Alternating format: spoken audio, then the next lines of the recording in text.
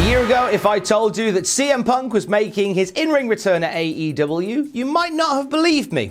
A year ago, if I told you that CM Punk was making his in-ring return at AEW and he wasn't the most talked about thing on the night, you'd have believed me even less. Prepare to suspend your disbelief, for this is AEW All Out 2021 Graded.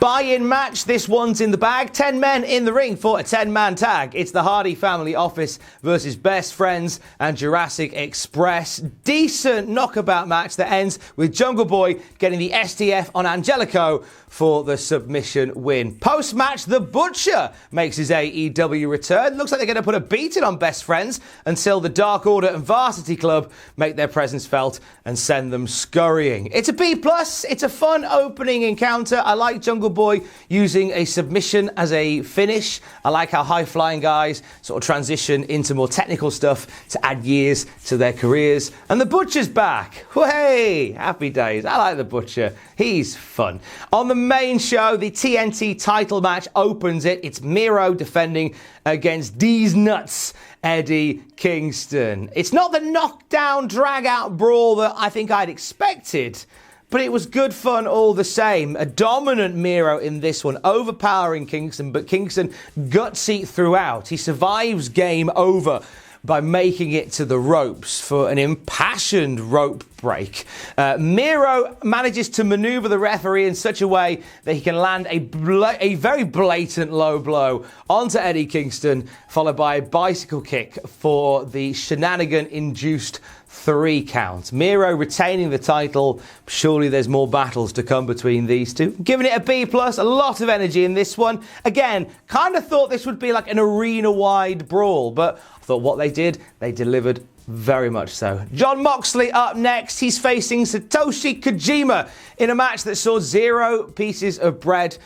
Upset by that, but what they did give us was some very heavy offense. A handshake from Kojima was swapped for a middle finger by Moxley and a handful of hard strikes from both parties. That's how you get underway. Now, despite Mox going for that injured arm, Kojima didn't let up. He was going for hard strikes, chops, going for that cozy cutter on multiple occasions. He does land it, but it doesn't end the match, though. The end of this one comes after a hard-hitting back and forth. Moxley manages to avoid a lariat and lands 2 paradigm shifts, one much higher than the other, for the 3 count. And as Moxley is celebrating his big victory, here comes our first shock of the night in Minoru Suzuki. Heads to the ring, he and Mox get amongst it, and he levels Moxley with a Gotch pile driver. It's later in the night announced that we're going to see Minoru Suzuki versus Jon Moxley this Wednesday night. There is no messing around here.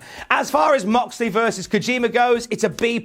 Hard strikes that gave us a real strong style vibe, and I feel that Moxley nestles into that kind of wheelhouse perfectly. Dr. Britt Baker up next. She's putting the AEW Women's title on the line against a game Kris Statlander. Bit rougher around the edges than previous matches that we've had tonight, but still some good stuff in here regardless. Baker able to avoid some of Statlander's biggest moves with relative ease. She turned an Area 51 into a lockjaw at one point. She managed to move away from a corkscrew dive. And the end of this one comes with Britt Baker landing what would seem to be a eerily prophetic Panama sunrise, followed by a stomp for a near fall, but quickly applying the lockjaw to get the submission win on Kris Statlander. It's a B- here. This had some real good energy to it. A little bit sloppier in places, but overall, I really enjoyed this. It's another notch for one Britt Baker as AEW Women's Champion. The Lucha Brothers up next. They are setting their sights on the AEW World Tag Team titles, and they're facing the Young Bucks inside a steel cage. Some incredible near falls in this one from bell to bell. This is tag team excellence inside the steel bars. There is so many moments throughout this where All four guys in the ring are just working in beautiful synchronicity. There is a gorgeous multi-super kick spot that gets the crowd on their feet quite late into this. The Bucks try to really take it dirty on the Luchas. They're ripping the masks off at one point when they can't get the win.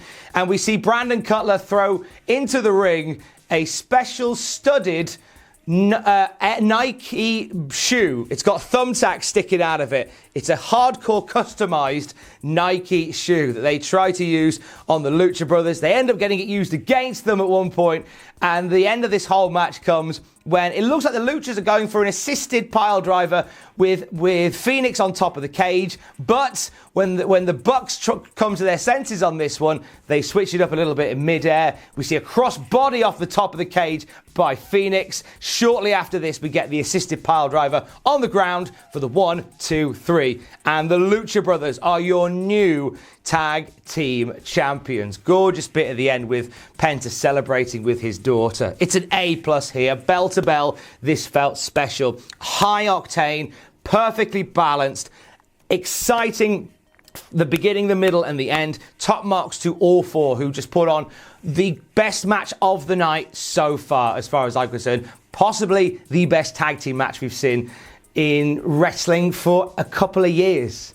Really, really does jump off the page, this one does. The Casino Battle Royal is up next to determine the top contender for Dr. Britt Baker's Women's Championship. Nyla Rose proving a dominant force throughout this one, getting probably the most eliminations out of everybody. The last entrance after all the cards have been played, the Joker, turns out to be Ruby Soho, to a gorgeous ovation. Good to see Ruby in and amongst it. Ruby Soho, Nyla Rose, and Thunder Rosa are the final three. Thunder uses Nyla's momentum against her to send her packing, and then we come down to Rosa and Ruby Soho. A fight on the apron ends with Soho landing a gorgeous Gamanguri kick. I had to look at what this was called. It's a Gamanguri kick. She sends Thunder Rosa to the outside, and Ruby Soho has punched her ticket to a shot at the AEW Women's World Title. This one is a B. Some impassioned square-offs throughout this, and it's a big win and a big debut for Soho as well, the second debut of the night for AEW. Rosa looked strong as a runner-up, didn't do it any harm to come second here. And Ruby's arrival and win, very well received by the crowd. You can't go wrong with it. MJF up next, battling Chris Jericho. Jericho quite literally fighting for his career here. We think we're going to get a vintage Jericho countdown entrance, but it's just MJF playing silly buggers, isn't it, you naughty boy. We see MJF really ramping up the heelness. This is a very old school face versus heel encounter with these two, and MJF really wears down on Jericho throughout this one. Jericho is on the back foot for a big part of this. When it looks like Jericho's changing things, here comes Wardlow, but before Wardlow can get amongst it, Jake Hager jumps him to stop that rot from going down. As all this is happening, MJF uses the bat and hits a Judas effect for the 3 count. MJF wins. His music plays, his hand is raised. However, it's pointed out by a second official that Jericho's foot is on the ropes. They really made us bite on that dusty finish in this particular match. So the match restarts and Jericho is able to get back into this. He escapes the salt of the earth and rolls it through into a Walls of Jericho. He sinks down deep and gets the tap-out win over MJF. This was a B+. It's a great way for this rivalry to bow out. MJF loses nothing in loss here, and Chris Jericho can move on to something a little bit different as well. This was a really nice way to wrap up their storyline. Up next, one of the most overly anticipated matches on this entire card. Chicago's own CM Punk making his in-ring return, complete with new tights and a new swagger, to face Darby Allin. This is a technical encounter to get us started, and eventually we start to see a bit more of a ruthless streak in CM Punk. He throws Darby Allin with great force into the steel steps at one point, and that starts to twist things away from, as Ross Tweddle would call it, the liquid wrestling in this matchup. Punk's first GTS is hit beautifully, but Darby Allin ends up bouncing out of the ring, so Punk can't capitalise on it. This allows Allin a window to recover and fight back into this match. He hits a gorgeous tope suicida, gets a near fall off a Last Supper cradle as well. The finish comes very suddenly with Allin getting onto Punk's shoulders, going for something, but Punk is able to reposition him and hit a GTS for the 1, 2, 3. Post-match, Sting comes out, and Sting, Darby Allin, and CM Punk all exchange pleasantries. They're all pals at the palace, to quote my nanny Doris. This was an A. This was a really strong return for CM Punk, and Darby Allin looked great in there with him as well. There was a little bit of everything in this one. I thought this was a nice way to bring CM Punk back, and you know what? This was the moment that people had been waiting for. 7 years we waited for it. Punk even threw up the hand digits at the end. That's 7. So it was a long time coming, this was. And I thought that might have either gone on last or first. So to be third match from the end was a strange choice, but I wonder if they've got something planned for a little bit over that way. I guess we'll find out together, won't we? Up next, Paul Wight returning to the ring to face QT Marshall. This is Paul Wight's AEW in-ring debut. Wight sends the factory lads packing, ends after about 3 minutes with a chokeslam on QT Marshall. This was a C+. It was good. Did its job here, and it did nothing more than its job. We'll give it a C+. The World Championship is your main event of the evening. Christian Cage is fighting for the title against Kenny Omega. Very early in this match, Christian goes for the kill switch and Omega's able to get out of it. A lot of this feels a bit like a retread from their match at Rampage. Not that that's a bad thing, because their Rampage match was really, really good. So to see it picked up a pace a little bit here was really nice to see.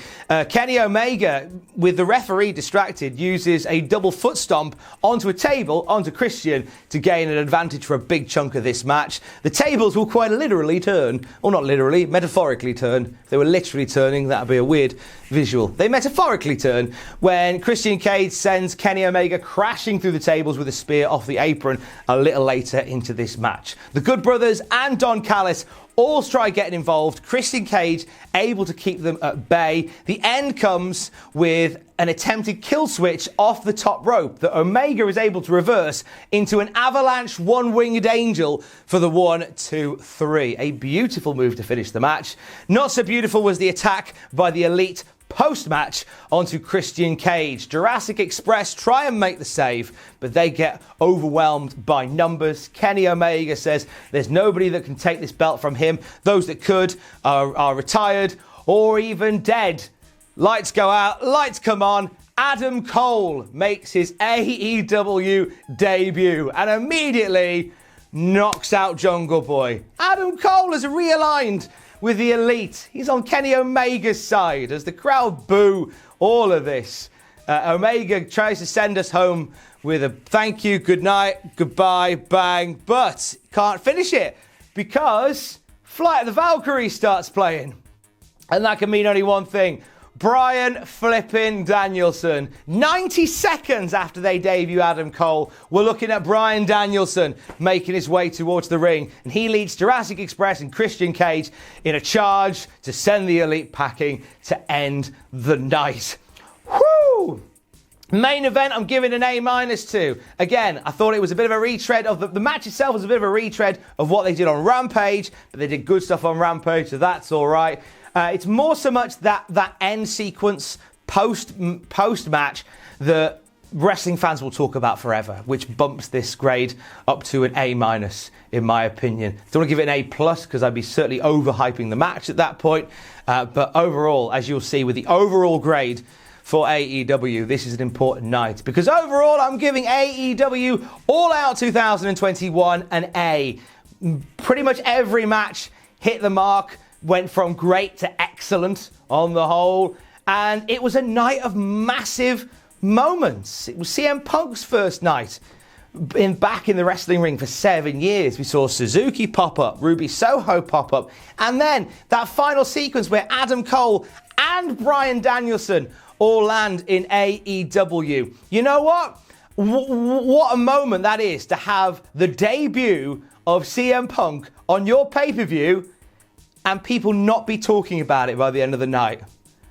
That in itself is incredible. Did AEW do too much on this particular night? Was there too much going on here? I think that's a conversation we'll have for a long time. But in terms of how I felt watching this show, I enjoyed it. It was a long show, but I enjoyed all of it. And that's why I'm going to give it an A. I thought a great job by everybody involved. And what an exciting time to be a wrestling fan. What an exciting time. Stay safe. Love you. Bye.